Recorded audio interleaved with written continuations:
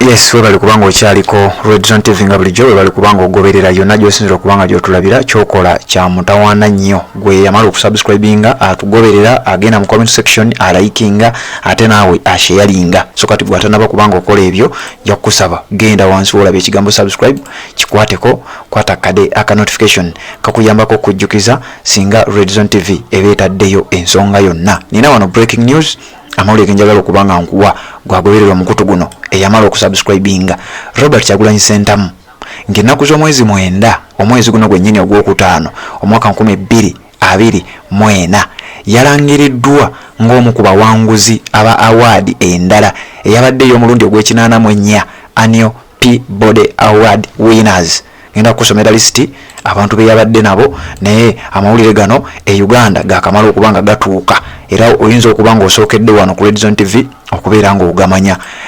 Documentary eno emanyiddwa nga The People's President eze ewangula awards ez'enjawulo mu bitundu bingi nnyo mu mawanga mangi nnyo mu bitongole ebyenjawulo era Robert Kyagulanyi Ssentamu babadde bamupraisinga nnyo olwa documentary eno emanyiddwa nga Bobi Wine The People's President. Kati olunaku olwajjo ennaku z'omwezi nga 10 omwezi guno gwennyini ogwokutaano 2024 amawulire gafulumye nga galaga nti Robert Kyagulanyi Ssentamu n'abamu ku basajja ab'amaanyi abazannye abakoze documentary ez'amaanyi abawandiise ebitabo eby'amaanyi abayivu amawulire gafulumye nga Robert Kyagulanyi Ssentamu ali omu ku abo abawangudde award zino zengenda okubanga nkusomera. Award bagiyita Peabody Awards naye ngenda kubulira gye yatandikira n'emyaka gy'emaze ng'eyoperatinga oberenga byonna obitegeera bulungi nnyo. Award eno ezze nga Robert Kyagulanyi Ssentamu yakawangula awards ez'enjawulo nnyingi nnyo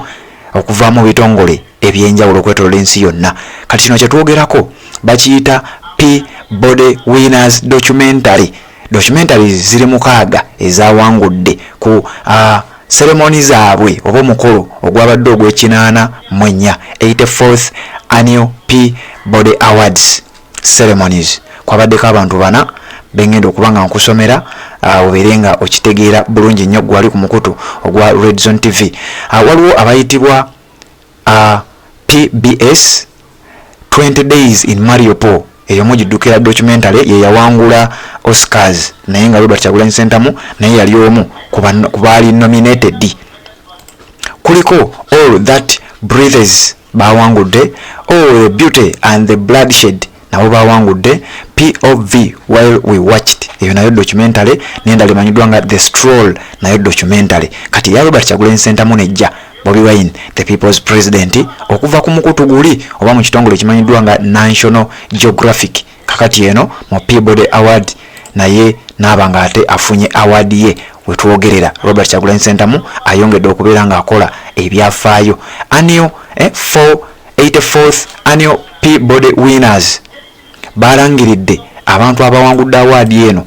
Njagala kubanga mbakusomera obategeere bulungi mbakusomedde obategedde bulungi nnyo naye nga njagala okutegeeza nti Robert Kyagulanyi Ssentamu ne documentary eno bawangudde awards ez'enjawulo era amawulire gazze nga galina omutwe ogugamba Bobi Wine's documentary The People's President wins prestigious Peabody Award. Wano wansi ne bagamba Bobi Wine's documentary The People's President has once again claimed the spotlight, receiving the prestigious Peabody Award in the documentary category at their 84th annual awarding ceremony.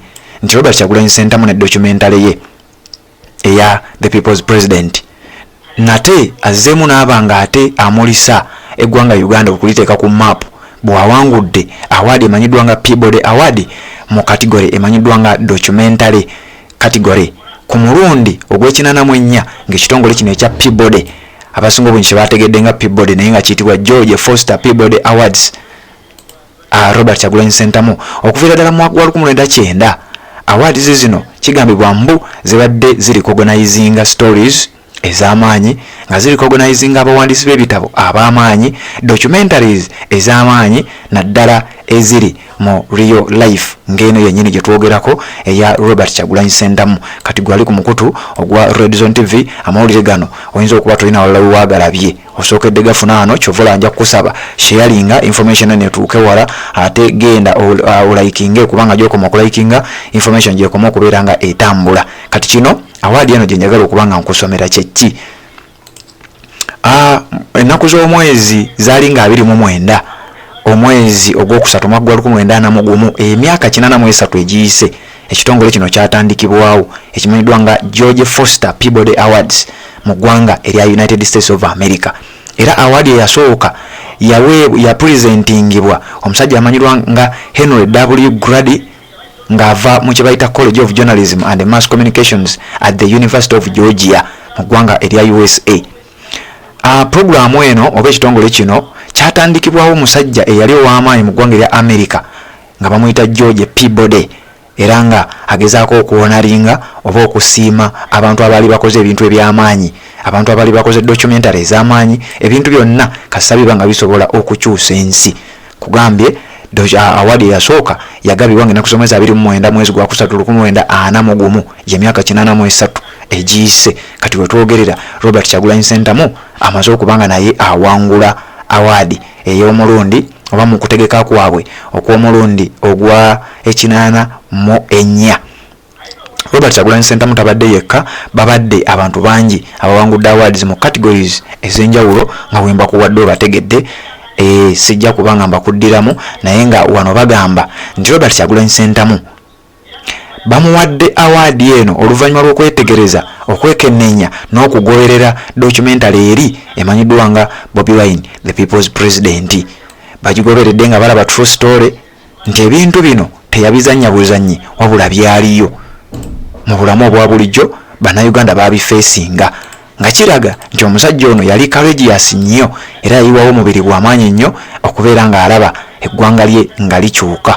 Kati we twogerera abasajja ne bagamba eno kategori gy'alimu teri muntu ayinza kubeera ng'amubuuka okubeera nga tafuna award eno, era nga we twogerera y'ensonga lwaki Robert Kyagulanyi Ssentamu afunye award eyo gye nkugambye gye bayise Peabody Award ey'omulundi ogw'ekinaana era nenkutegeeza nti documentary ye tugenda kukubalira award zonna zazzawangula ng'ayita mu documentary eno gwali ku mukutu ogwa Red Zone TV. Documentary eyo bw'obanga obadde otugoberera tuzzenga tugiraga ku mikutu gyaffe egy'enjawulo, era wanaaba abajagala tusobola okuddamu ne tugikulaga ku mukutu ogwa Facebook gye tusobola ogiragira yokka. Abagala enjogerere tujja gikuleetera, n'abataliiko buzibu bwonna nga tubawa yonna ebeeriwo tujja kuba tugikulaga. Naye nga Robert Kyagulanyi Ssentamu bw'atyo bw'alabise mu ggwanga erya United States of America okubeera nga awangudde award ey'omulundi omulala mu documentary y'emu emanyiddwa nga Bobi Wine the People's President, nga we twogerera ali omu ku basajja kati abawangudde award ennyingi ennyo okwetoolola eggwanga yonna, okwetoolola ensi yonna mu documentary emu oba mu kiyiiye ekimu. Red Zone TV kwoli webali kubanga okyatugoberera yonna gy'osinza okubanga gy'otulabira byonna ebikwata ku award eno nja kujja mbere nga mbikutuusaako obeere nga naawe obimanya. Naye nga award emanyiddwa nga Peabody Award Robert Kyagulanyi Ssentamu amaze okubeera nga agiwangulira eggwanga Uganda. Genda mu comment section teekayo bubaka ombulire waawe osinzira okubanga ogoberera, atanaba kubanga osubscribe nga kikole tubeere nga tutambula ffenna.